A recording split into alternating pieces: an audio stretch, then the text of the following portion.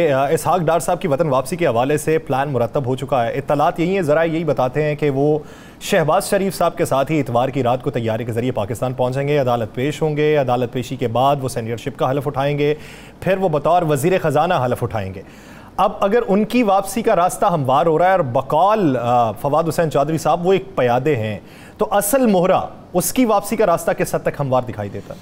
या सर, अगर तो ऐसा हुआ जैसा आप बता रहे हैं और वो मियाँ मोहम्मद शहबाज शरीफ वज़ीर आज़म पाकिस्तान के त्यारे में बैठ के या उनके साथ आते हैं और उनके साथ जहाज़ से बाहर निकलते हैं, उनके साथ प्रोटोकॉल से निकलते हैं, तो ये पाकिस्तान की सबसे बड़ी बदकिस्मती होगी और ये सबसे बुरा ये सबसे बुरा मुस्लिम लीग नून के लिए होगा, ये PDM के लिए सबसे बुरा होगा।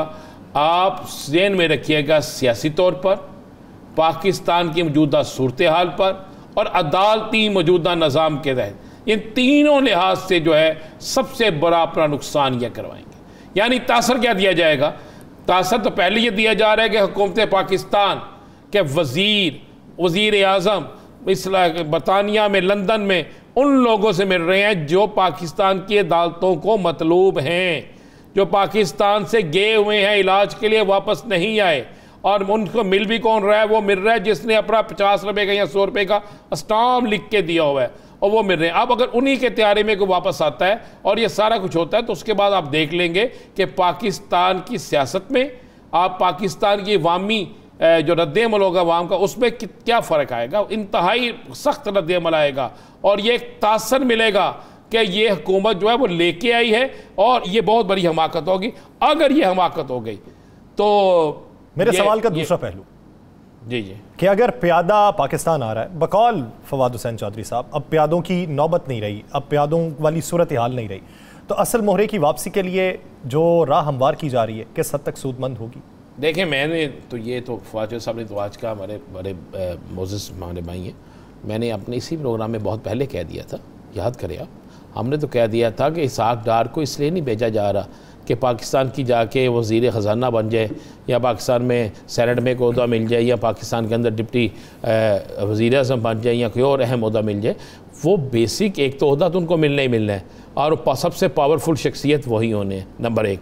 नंबर 2, उनको इसलिए लाया जा रहा है कि मियाँ नवाज शरीफ को अब सबसे ज़्यादा एतबार मरियम के साथ इन पे है। ये मियाँ साहब के लिए यहाँ पर रास्ता इस्तवार करेंगे, उनके लिए सारे मामला दुरुस्त करेंगे, उनके लिए जिनके साथ में मिलना होगा, जो मामला भी करने होंगे वो करेंगे। ये इसके लिए आ रहे हैं। अगर उनको ये आप समझें कि सब सेनेट का हलफ उठाने आना है तो वो कोई ऐसा मामला नहीं है, ये सब इस चीज़ के लिए हो रहा है। और मियाँ नवाज शरीफ को ये कह के आएंगे कि आप सितंबर तो गुजर गया, अक्टूबर भी गुजर गया, नवंबर या दिसंबर तक, मैं आपको जो बात कह रहा हूँ, नवंबर या दिसंबर तक मियाँ साहब के मामला दुरुस्त करने की कोशिश की जाएगी अगर इनको मोहलत मिली। राना साहब, आज की जो मीटिंग रही 3.5 से 4 घंटे तवील मीटिंग थी जो एवन फील्ड अपार्टमेंट्स में हुई है, हुसैन नवाज के दफ्तर में भी हुई है, इस मीटिंग का नतीजा क्या रहा है? उन्होंने फ्रेमवर्क क्या तैयार किया है? एक तरफ तो बात ये थी कि क्या अपनी मुद्दत पूरी करनी है या नहीं करनी, दूसरी बात थी कि अगर इस्लामाबाद का रुख PTI करती है तो उसे किस हिकमत अमली के तहत उसका सामना करना है। तो आज की अंदरूनी कहानी क्या रही? मेरे पास इतला ये है कि वहाँ, मेरे पास जो इतलात है वो तो ये इतलात है कि वहाँ पे फैसला ये हुआ है कि जनाब मियाँ साहब का मामला क्लियर करके फौरी तौर पर हुकूमत ख़त्म की जाए, निगरान सेटअप लाया जाए ताकि अगले दिनों में आने वाले महंगाई का सैलाब, आने वाले दिनों में सैलाब ज़दगान के एहतजाज, आने वाले दिनों में गंदम और आटे का बहरान, आने वाले दिनों में चावल का नायाब होना, आने वाले दिनों में बिजली के बिलों की कीमतें बढ़ना, आने वाले दिनों में गैस का बदतरीन बहरान पैदा होना, इन तमाम चीज़ों का जो बर्डन है ये निगरान सेटअप पर पड़े और मियाँ साहब का रास्ता क्लियर हो चुका हो और मियाँ साहब पाकिस्तान आकर अपनी मूवमेंट बनाएं। मेरी पास इतला ये है। लेकिन मैं साथ आपको ये भी बताता चलूँ, इस अपनी मीटिंग के बाद मेरे पास इतला यह है कि फौरी तौर पर PDM के रहनुमाओं से राब्ते किए गए। जब PDM के रहनुमाओं से राब्ते किए गए तो या सर उस PDM के रहनुमाओं ने उस पर शदीद रद्द-ए-अमल दिया। ये मैं आपको बिल्कुल क्लियर बता रहा हूँ, मौलाना साहब ने और फजल रहमान साहब ने उस पर शदीद रद्द-ए-अमल दिया और मौलाना फजलुर रहमान और सौर यासम अली जरदारी साहब ने शदीद रद्द-ए-अमल दिया और उन्होंने कहा नहीं नहीं नहीं, ये नहीं होना चाहिए, हमने हर हाल में अपनी मुद्दत पूरी करनी है। जिस पर बाबूजी ने कहा कि मुद्दत पूरी करनी है तो हमारे पास लोगों को देने के लिए है क्या, हम क्या लोगों को दे सकते हैं।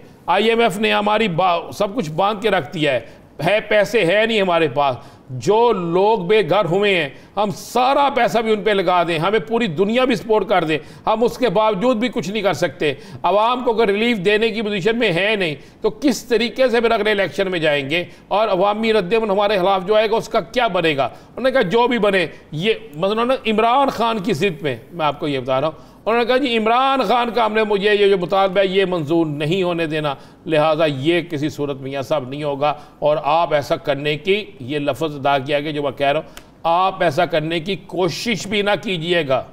राना साहब एक सवाल है, IMF ने आज ये कहा, जब बातें ये शुरू हुई कि IMF के साथ हम डील कर रहे हैं और डील के तहत नर्म मिजाजी IMF के लहजे में लाना चाहते हैं कि ताकि कोई नरमी हमारे साथ बरती जाए और सूरत हाल बेहतर हो। आज स्कूक बॉन्ड्स जो हैं बहुत बड़ी तादाद में ख़रीदे गए, जिसके बाद IMF ने एक एलामिया जारी किया कि खुलेआम आप नरमी की बात ना करें, अगर कोई करनी है तो हमारे साथ आके टेबल टॉक करें। जब हुकूमत को ये पता हो कि IMF के साथ डील नरम हो सकती है और IMF उसका इशारा भी दे रहा है, बैरूनी दबाव भी है जिसकी वजह से IMF के ऊपर दबाव पड़ेगा, पाकिस्तान में जो एग्रीमेंट है उसमें कुछ तवालत भी इख्तियार की जा सकती है, 2 माह बाद जो कर्जे दिए जाने हैं वापस उसमें भी कुछ नरमी आ सकती है, सैलाब की मद में भी पैसा आएगा, तो क्या ये सारा कुछ वो निगरान सेटअप पे छोड़ जाएंगे? ये सारा कुछ आने के बाद भी क्या हालात ठीक हो जाएंगे? आपके स्कूट बॉन्ड जिस कीमत में बिके हैं उसके बाद आप समझते हैं कि आप दिवालिया होने से बच गए हैं? चले मुझे बताएं। नहीं, वो तो हमारे वज़ीर आज़म का बयान ही काफ़ी है ना। हाँ, तो फिर आप क्या समझते हैं? अब इस तबाही को तो आप क्या समझ रहे हैं? ये जो सोशल मीडिया पे देखते हैं वैसे जाके देखते हैं, अब जाके देखें ना लोगों का क्या हाल है। क्या ये मिलने वाले पैसे इन लोगों पे लगेंगे? और भाई सैलाब ईद का त्यौहार होता है उन लोगों के लिए जो इक़्तिदार में बैठकर पैसा लूटते हैं, मैं सबके लिए नहीं कह रहा। आफत बहुत से लोगों के लिए कारोबार होती है, कारोबार होता है। तो फिर आप क्या समझ रहे हैं? चलें मुझे ज़रा आज के दिन तक बता दें, आज के दिन तक बता दें कितनी जगहों पर कौन सी डेवलपमेंट की गई है, चले बता दें मुझे। सिंध में डेवलपमेंट ये हुई है कि सैलाब मुतासरीन ने ट्रक रोक लिए हैं और उनका ये कहना था कि मिली भगत से ही किसी और जगह पर मुंतकिल किए जा रहे हैं, आए हमारे नाम पर। तो भाई तो फिर मुझे बताएं, तो ये आप ये जो तहसीलदार पटवारी ने लिस्टें बनानी है उसमें पता कितने कितने पैसे लगने हैं? आपको पता है जब आप दूध की रखवाली पे किसी और को बिठा देंगे तो क्या होगा? ना करें या सर, ये सारा कुछ हो भी जाए, ये सारा कुछ हो जाए, IMF इन्हें कह दे कि आपने 4 साल बाद देने हैं पैसे, और यार IMF के अपने पैसे देने कितने हैं? चले मुझे बताएं कितनी किस्त देनी है आपने?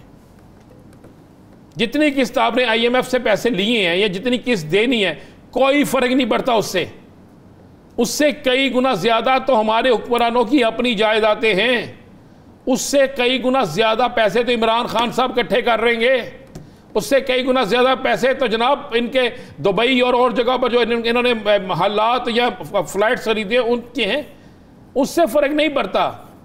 पर फर्क तो ये पड़ता है कि उसका इस्तेमाल ठीक होगा। फर्क नीयत से पड़ता है, नीयत साफ हो तो बहुत से इकदाम भी हो सकते हैं। जब आपका हुक्मरान माजरत से जब आपके हुक्मरान $10,000 के रूम्स में रहते हों, जब आपको सबसे पहले अपनी जात की नफी करनी होती है, आप दिखाने के लिए ये कह देते कि जनाब हम सफारतखाने में ठहरे हैं इसलिए कि मेरे मुल्क के लोग जो हैं वो खैमों में ठहर रहे हैं, मैं इसलिए कि मेरे मुल्क के लोग जो हैं उन्हें रोटी नहीं मिल रही तो हम अपने पैसे इन पैसों को बचाएंगे, तो आप देखते कि लोग इन्हें हीरो कहते। उसके बाद जो आज मुझे नहीं पता कि मैं डिस्कस करनी है कि नहीं करनी, लेकिन तमाम TV चैनल पर जो एक मुबीना उस पर बात करते हैं, ब्रेक लेनी है, ब्रेक के बाद बात करेंगे। डिस्कस हो रही है, जरा उस पर मुफस्सल गुफ्तगू करते हैं कि वज़ीर आज़म शहबाज शरीफ की जो मुबैना ऑडियो लीक इस वक्त सोशल गर्दिश कर रही है उसके मंदरजात क्या हैं और अगर वो सच साबित हुई तो उसके असरात क्या होंगे, इस पर